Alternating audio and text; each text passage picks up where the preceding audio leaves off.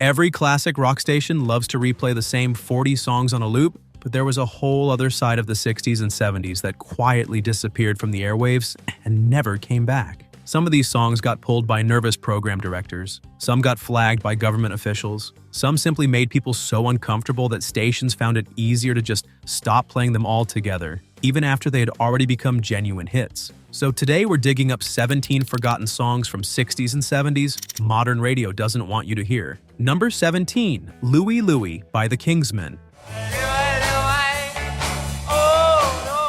Recorded in 1963 for about $50 in a one-hour session, this scrappy little garage rock cover became one of the strangest controversies in American radio history. The song itself was written years earlier by Richard Berry, who based it on the lament of a lovesick sailor missing his girl back home, and it had already been recorded by a handful of other groups before the Kingsmen got their hands on it. Their version initially made no impact at all when it was first released, and the band nearly broke up before a Boston disc jockey played it on a segment called Worst Record of the Week, which somehow sparked a wave of listener interest instead of the intended mockery. The lead singer's vocals were so slurred and unintelligible that rumors began spreading among teenagers that the actual lyrics were obscene. Parents circulated supposed real versions of the words, and the governor of Indiana informally banned it from the state's airwaves. The rumors grew so persistent that the FBI opened an investigation that lasted more than 2 years, complete with agents attending live shows to see if the band was singing anything inappropriate. J. Edgar Hoover himself wrote that such material could divert the minds of young people into unhealthy channels. Yet after combing through the recording at every possible speed, the Bureau concluded the lyrics were simply unintelligible. The song still climbed to number 2 on the Billboard chart, kept from the top spot only by a novelty hit from a singing nun. And decades later, it remains one of the most covered rock songs ever recorded, though the strange saga behind it has mostly faded from memory. Number 16, Society's Child by Janis Ian. Janis Ian was only 13 years old when she wrote this song about a white teenage girl in love with a black boy, and just 16 when it became a national hit in 1966. The song had a difficult road even before its release. Atlantic Records had originally financed the recording but ultimately refused to put it out, deciding it was too risky for mainstream audiences, and Ian was turned away by 22 different record labels before Verve Records finally agreed to release it. The subject matter was still deeply taboo in much of the country, and radio stations across the United States refused to play it outright, since interracial marriage would not be legalized nationwide for another year. Club owners turned her away out of fear of violence, and at one early performance in California, a crowd turned hostile and chanted her off the stage. Despite all of that resistance, the song eventually reached number 14 on the Billboard Hot 100 after Leonard Bernstein featured her performing it on a television special and publicly criticized the stations that had refused to air it. The same executive at Atlantic Records who had originally turned the song down later publicly apologized for the decision, acknowledging just how significant the recording had become. Janis Ian went on to have a long and celebrated career, but this particular song, once one of the most talked about singles in the country, rarely gets airplay today. Number 15, 8 Miles High by the Byrds. Released in the spring of 1966, this song helped pioneer the psychedelic rock sound that would define the rest of the decade, largely written by the band's Gene Clark before he left the group shortly after its release. The band actually had to record the song twice, since their record label refused to release the first version because it hadn't been recorded in one of the company's own studios. Shortly after its eventual release, an influential radio trade newsletter suggested the lyrics were a veiled reference to drug use, and within a week, stations in several major cities, including Houston, Baltimore, and Washington, had pulled it from rotation. The band and their publicist firmly denied any drug connection at the time, insisting the song was actually about their recent trip to England. The single still managed to reach number 14 on the Billboard chart, but many believe the band kept it from climbing even higher. Years later, some of the band's own members admitted the song carried more truth to those rumors than they let on at the time. But by then, the moment had long passed, and the song had already slipped out of regular rotation for good. 8 miles Number 14, Along Comes Mary by The Association. And then along comes Mary, and though she was... This breezy, harmony-driven pop song became The Association's first hit in the spring of 1966, climbing to number 7 on the charts and serving as the lead single from their debut album, produced by Kurt Bucher, with the kind of lush, layered vocal arrangements that would become the group's signature sound. But almost as soon as it hit the airwaves, a popular radio tip sheet suggested that Mary in the title was actually a coded reference to marijuana, sometimes nicknamed Mary Jane in slang of the era. Songwriter Tandon Elmer never denied the connection outright, and the rumor spread quickly enough that a number of stations grew cautious about playing it, some avoiding it altogether. The controversy did little to slow its climb up the charts at the time, and in an odd twist, the song even became an unofficial sports anthem for a number of Catholic schools named after St. Mary, seemingly unaware of the drug rumors swirling around it. The group's more wholesome, clean-cut image made the whole situation feel especially unlikely to listeners, and the song has largely faded from the group's legacy, even as their later hits like Cherish and Windy remain far better remembered today. And then along comes Mary, and though she was... Number 13, The Pusher by Steppenwolf. Written by Hoyt Axton in the early 1960s, reportedly after the overdose death of a close friend, this song draws a sharp and angry line between casual drug use and the predatory dealers who profit from addiction and destruction. It had already circulated for years as a long, loose jam performed live by a Canadian band called The Sparrows, whose members, including future Steppenwolf frontman John Kay, would go on to form Steppenwolf themselves and rework the song into a tighter, more radio-ready version for their 1968 debut album. Its repeated use of a curse word directed at the Pusher character was considered shocking for radio in 1968, and a number of stations declined to play it because of both the language and the subject matter. The song found its most lasting fame not on the radio, but on the big screen, soundtracking the opening minutes of the counterculture film Easy Rider, alongside the band's own Born to Be Wild. Despite that cultural staying power, the Pusher itself rarely gets played on the radio today, overshadowed almost entirely by the more upbeat and far more frequently played Born to Be Wild. Number 12, Je t'aime, Moi Non Plus by Serge Gainsbourg and Jane Birkin. Originally written for Brigitte Bardot in 1967, this hushed, intimate French duet was actually held back from release at Bardot's own request after she grew uncomfortable with the finished recording. Gainsbourg re-recorded it 2 years later with his new partner, actress Jane Birkin, using the same breathy, suggestive delivery that had unsettled Bardot in the first place. The finished track was considered so suggestive that it was banned outright by broadcasters in Spain, Sweden, Italy, and Brazil, and the Vatican's own newspaper publicly condemned it as obscene. In France, radio stations were barred from playing it before 11 o'clock at night, and the original single was released with a plain cover simply stating it was forbidden to anyone under the age of 21, a warning label that only added to its notoriety. In Britain, the BBC refused to play it at all, yet the controversy only fueled public curiosity, and the song still climbed all the way to number 1 on the UK charts, becoming the first foreign-language song ever to do so. It remains a landmark in French pop music history, but outside of specialty programming, it is a song modern radio almost never touches. Number 11, Come Together by the Beatles. Come together right now.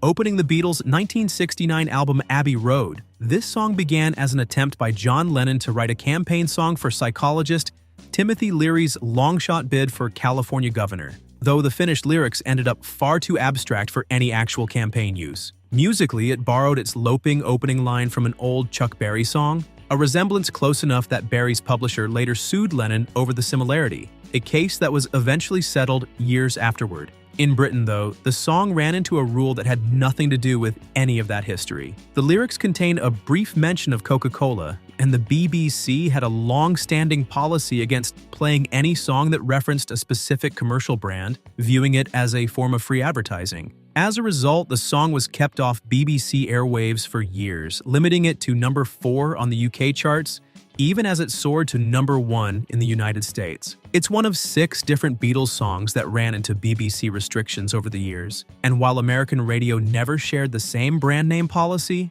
the song's British broadcast history remains a strange footnote that many casual fans have never heard about. Come together right now.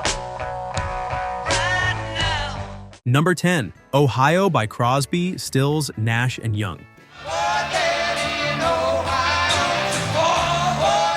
Written by Neil Young within an hour of seeing photographs of the Kent State shootings in a copy of Life magazine that bandmate David Crosby handed him, this song was recorded live in just 3 takes and rushed to radio just 10 days after 4 students were killed by National Guardsmen during a Vietnam War protest in May of 1970. The band released it even though their song Teach Your Children was already climbing the charts at the time, choosing not to let concerns about competing with themselves get in the way of the message. The lyrics directly named President Nixon, a bold move that David Crosby later called the bravest thing he had ever heard in a song. Many AM radio stations, including some in Ohio itself, refused to play it because of its blunt political criticism, though it found a welcoming home on underground FM stations in larger cities. Despite the resistance, the song still climbed to number 14 on the Billboard chart and later earned a place in the Grammy Hall of Fame. In 2025, Rolling Stone ranked it among the 10 greatest protest songs ever recorded,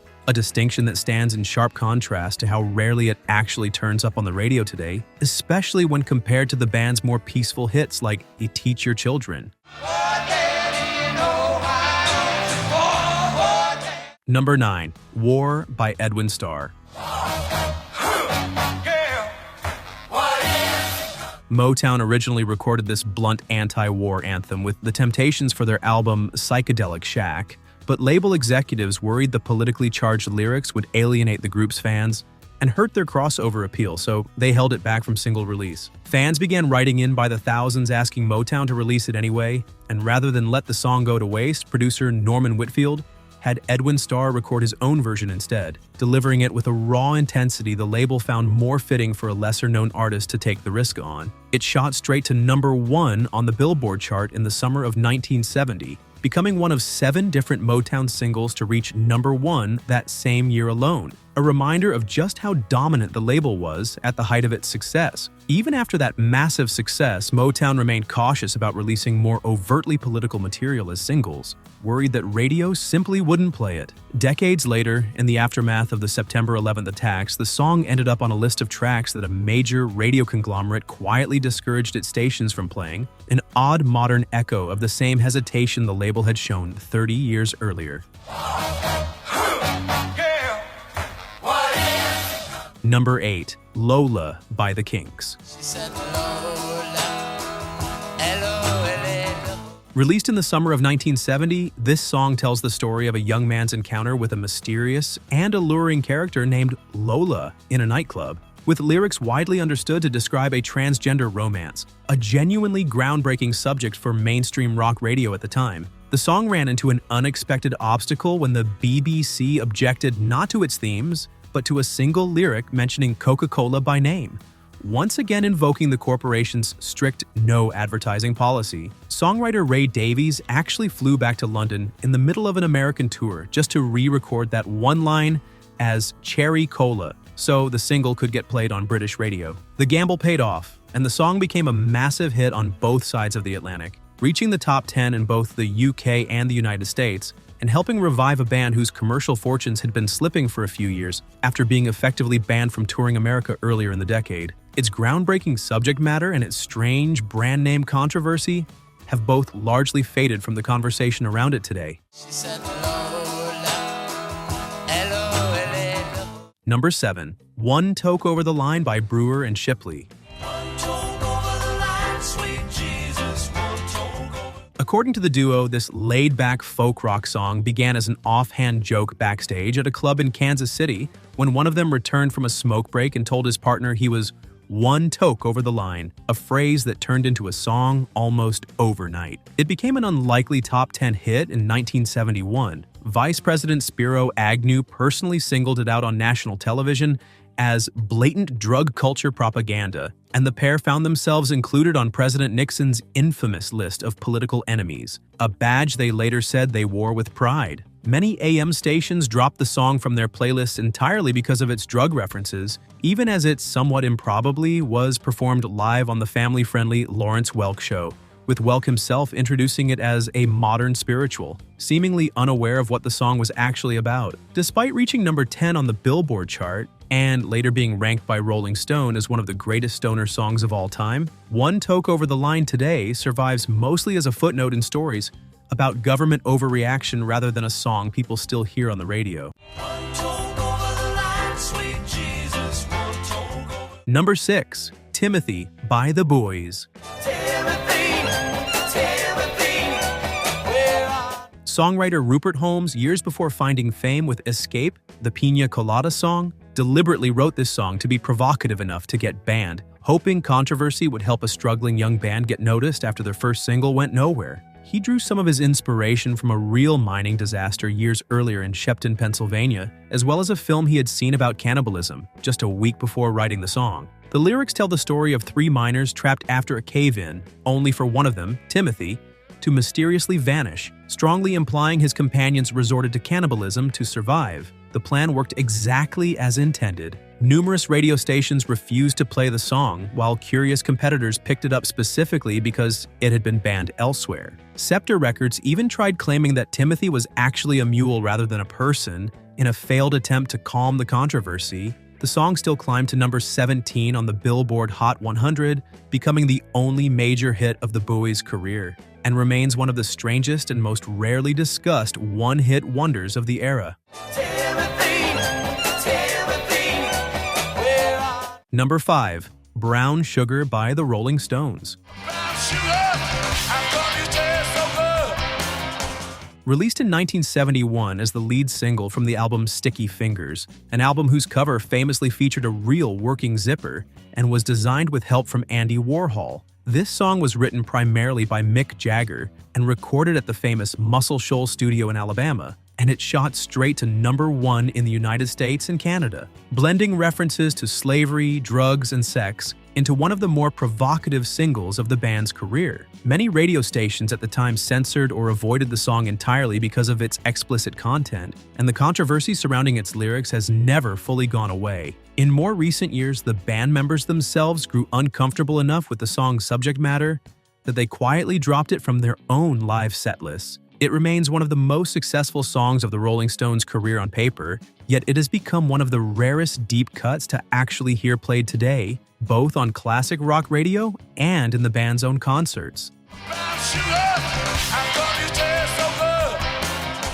Number 4. Walk on the Wild Side by Lou Reed. Take a walk on the wild side. Released in 1972 and produced by David Bowie alongside guitarist Mick Ronson, this song offered a rare, sympathetic glimpse into the lives of transgender performers and other outsiders connected to Andy Warhol's factory scene in New York City. Set against a gentle, jazzy arrangement built around a now-famous walking bass line, its frank references to that world and to drug use kept it off many daytime playlists, even as underground FM stations embraced it wholeheartedly. Despite the restrictions, the song still climbed to number 16 on the Billboard Hot 100, becoming Lou Reed's only true mainstream hit as a solo artist after leaving the Velvet Underground a few years earlier, a band that itself had never come close to major radio success during its own original run together. Its unassuming, laid-back sound made it an unlikely candidate for controversy at first listen, but the subject matter kept plenty of daytime programmers uneasy, and today it remains a song far better known by reputation than by actual radio airplay. Take a walk on the wild side. Number 3. Wildwood Weed by Jim Stafford. I looked around for me everywhere and finally caught up with myself in open pasture land laying flat on my... This spoken-word novelty song, based on an older country parody written by Don Bowman in 1964 that itself played off the classic Carter family tune, Wildwood Flower, told the story of 2 farmers who accidentally discover marijuana growing wild on their land and decide to cultivate it, only for federal agents to eventually destroy their crop. Released in the summer of 1974, it became Jim Stafford's 4th top 40 hit in a row. climbing all the way to number 7 on the Billboard Hot 100, despite its obvious subject matter. Many radio stations, uneasy with the song so openly about growing marijuana, chose to leave it off their playlists entirely, even as it continued to climb the charts elsewhere. Stafford, a skilled multi-instrumentalist known as much for his comedic delivery as his guitar playing, saw his other hits from that same stretch, like Spiders and Snakes and My Girl Bill, hold onto a modest place in oldies rotation over the decades, but Wildwood Weed itself rarely gets a spin today. Flat on my back with Hershey wrappers between my toes, beating on my chest, singing, "Don't it make your brown eyes blue?" Number 2, The Pill by Loretta Lynn. Released in 1975, 2 years after the Supreme Court's decision in Roe v. Wade, this song told the story of a woman finally taking control of her own reproductive choices through birth control. Sung from the perspective of a wife tired of being pregnant year after year, while her husband continued going out and enjoying himself freely. Country radio, which leaned heavily toward a more socially conservative audience at the time, largely refused to play it, with many stations banning it outright. It was far from the only time Loretta Lynn tackled subjects country radio found uncomfortable, having also released songs addressing domestic struggles and women's independence that pushed against the genre's more traditional expectations. Despite that resistance, the song still became a commercial success and one of Loretta Lynn's most talked about singles, admired by many for tackling a subject that country music had almost never addressed so directly. It remains one of the boldest recordings of her career, yet it rarely finds its way into the country oldies rotation that still celebrates her more conventional hits. Number 1, Love to Love You Baby by Donna Summer. Released in 1975 and produced by Giorgio Moroder, alongside Casablanca Records founder Neil Bogart, this extended, breathy disco track ran for a full 17 minutes in its original album version, built almost entirely around a hypnotic beat and Donna Summer's suggestive vocal performance. The BBC placed it on a late-night restriction list, considering the material too explicit for daytime programming, and a number of American stations treated it with similar caution. Casablanca Records responded by trimming the track down to a radio-friendly single edit, which still managed to climb all the way to number 2 on the Billboard Hot 100. The song is widely credited with helping to birth the entire concept of the extended 12-inch disco single, a format that quickly became an industry standard in dance clubs throughout the rest of the decade and shaped how dance music would be released for years afterward, even though the song itself and the controversy that surrounded it has largely faded from modern memory.